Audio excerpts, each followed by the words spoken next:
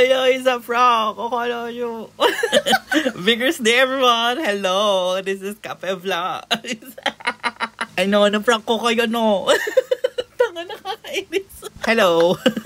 Ang vlog na, ulit. Ang vlog na to ay 3 days. This is January 22, 23, and 24. So, let's go! Oh, you know the drill. Ang una natin gagawin ay mag-ayos-ayos. Tapos, yan. Prep lang natin yung mga gagamitin nating mga equipment para today. Tapos, gagawa tayo ng horchata. 2 weeks na akong walang horchata. And, ito na nga. Gagawa na ako ng bagong batch. Okay, sasagutin ko na kahit wala nagtatanong. Ang gamit kong ratio sa horchata starter ay 1:2. So, 2 cups of bigas. Tapos, 4 cups of tubig. Tapos, 2 to 3 sticks ng cinnamon bark. Ayan. Pagkatapos, ibabad mo lang sa ref overnight. Tapos, i-blender natin siya kinabukasan for 4 minutes. Ayun, isif lang natin siya. Tapos, nag-voice over ako dyan habang hinihintay ko siyang matapos. You can use cheesecloth or, in my case, chiffon ang gamit ko kasi wala akong cheesecloth. And it works well naman. Tapos, isasalin na natin siya. Good for 1 week ito ha. 1 week lang, please.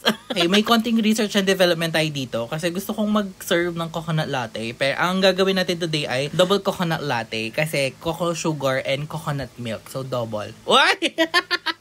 Okay, this is nice pero pa'y kulang. Hindi ko pa ma-pinpoint kung ano. So, ayan, continue lang tayo sa research and development until ma-perfect natin bago natin ilabas. Ayun yung gamit kong coconut milk, yung kay Madam President, kay Nadine. Ayun, oo nga, ano pa ba sasabihin ko? Ay, oo nga pala, nagtatry akong yung decor. Wait lang. Ano lang nangyayari? Ayan, may Valentine's decoration na tayo. Kasi bakit hindi, diba? Ang tagal ng January, Diyos ko po. Okay, day 2 na tayo dito. Tama, January 23. Anyways, may tinatry akong bagong store hours. 11 a.m. ako nag-open. Kasi mas madaming grab orders pag 11 a.m. So, ayun. Nag-open ako ng 11 a.m. hanggang 8 p.m. pag weekdays. Tapos, hanggang 10 p.m. pag weekend. So, sobrang proud ko sa drink na to kasi ang ganda ng pagka-whip ko nung salty sweet cream on top. Diba? Bonggang-bongga. Yan yung ano nga tawag dyan? Kape Ocel Rose or pink salt latte. Diba? Pangalan pala, power na power. Tanga!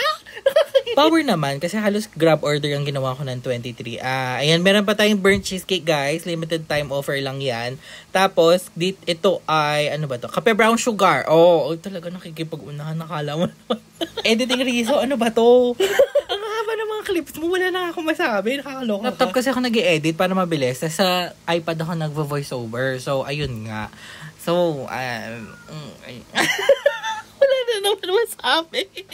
Ayun si Kuya. Mag-hi kayo. Hello, Kuya. Salamat po. Uy. Tanga, nakakawisit ka. Grab order ulit to, guys. So, ito naman ang kape. Yung, regular iced coffee ko. This is, ayun. 5 minutes pala tong vlog. Diyos ko, Lord. Ayan, ayan na si Kuya din. Hello po. Diba? Ang ganda ng nung araw na yun. Ano ba to? Diyos ko. Tapos, ayan, naghihintay lang. Yun na yung last customer ko, guys. Day, na tayo? 3. January 24. Alam nyo ba, na-discover ko lang, mas mabilis pala linisin yung glass panel na ganyan. Pag tissue lang or newspaper yung gamit mo, nagpapakahirap ako nun sa pa-brush pa ako. Tapos, tissue lang pala ang katapat. Shoota naman. Oh my God. Dumating na yung mga bago kong cups. Ayan.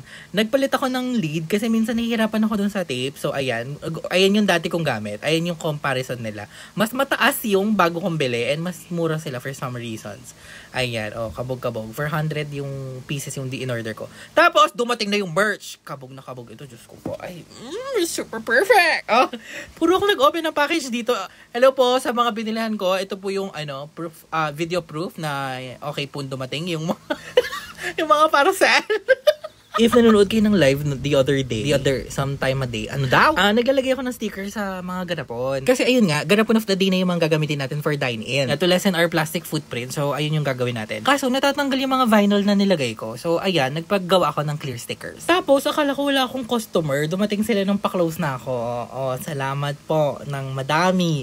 Ayan, nag-order siya ng Americano. Tapos, may nag-order ng 2 tres leches and maluto or yung strawberry fizzy drink. Ayan sila. Diba? Kabog na. Ang haba talaga na pag-edit mo ng clips ngayon. Diyos ko ka. Wala na nga masabi yung boss mo eh. Ano ba naman tong editor na to? Tapos ayan sila, and ayun na. Pag alis nila, nag-close na akong madali-dalian. Dumami yung pinapasok ko kasi dinalabas ko yung mga plants din. So, ayun lang. Follow niya naman ako. Bye!